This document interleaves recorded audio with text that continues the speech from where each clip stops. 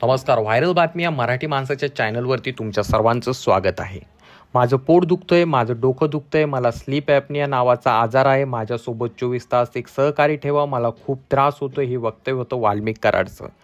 त्याचसोबत जेव्हा काल रात्री त्याला रुग्णालयात दाखल करण्यात आलं, तेव्हा त्याच्या डोक्यावरती गुंडाळलेला पांढरा रुमाल, सुटलेली ढेरी आणि त्याचसोबत चेहऱ्यावरती वाढलेले केस आणि त्याचसोबत डोळ्यासोबती पडलेले काळ्या रंगाचे वन जे आहे ते सांगतायत की त्याला जेलमध्ये झोप येत नाहीये. वाल्मिक कराडवरती सध्या कारवाई चालू आहे. संतोष देशमुख यांच्या हत्येप्रकरणी त्याला अटक करण्यात आलेलं आहे आणि त्याचे जे आहे आता सध्या तब्येत खराब झालेली आहे, त्यामुळे मला दवाखान्यात दाखल करा, मला वाचवा असे त्याचे बोल आहेत. आणि त्याला काल रात्री अचानक जे आहे सरकारी रुग्णालयात दाखल करण्यात आले.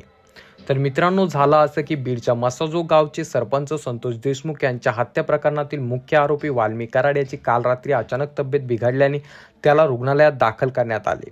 काल रात्री अचानक पोटात दुखत असल्याने आणि त्याला अस्वस्थ वाटू लागल्याने वाल्मिक कराडला जिल्हा सहकारी रुग्णालयात दाखल करण्यात आले. सध्या सरकारी रुग्णालयाच्या आयसीयू वॉर्डमध्ये वाल्मिक कराडवरती उपचार चालू आहेत. वाल्मिक कराडला रुग्णालयात दाखल केल्यानंतर त्याची सोनोग्राफी करण्यात आली. मधुमेह आणि रक्तदाबाची देखील त्याची टेस्ट करण्यात आली. बुधवारी मध्यरात्री वाल्मिक कराडच्या बीडच्या कार्यगृहातून बाहेर काढण्यात आलं आणि रुग्णालयात दाखल करण्यात आलं. सध्या बीडच्या सरकारी रुग्णालयात त्याच्यावरती जे आहे उपचार चालू आहेत. मित्रांनो, तुम्हाला सांगू इच्छितो, मकोका अंतर्गत त्याला किमान 180 दिवस जामीन मिळणार नाहीये.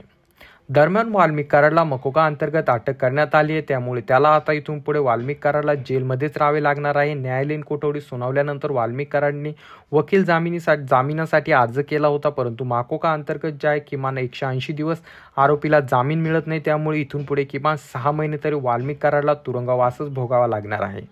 कराडला न्यायालयीन कोठडी मिळाली असली तरी संतोष देशमुख हत्या प्रकरणाच्या तपासात सीआयडीला ज्या वेळी तपासासाठी वाल्मिक कराडची गरज असते त्यावेळी न्यायालयाच्या परवानगीने सीआयडी कराडची चौकशी करू शकता असं बोललं जाते. परंतु मित्रांनो, वाल्मिक कराडला आता जेल चांगलाच त्या ठिकाणी भोवताना दिसत आहे, कारण त्याला जे आहे जेलमध्ये झोप येत नाही, त्याची तब्येत बिघडत आहे, त्याचसोबत त्याला अनेक गोष्टींचा सामना करावा लागतो.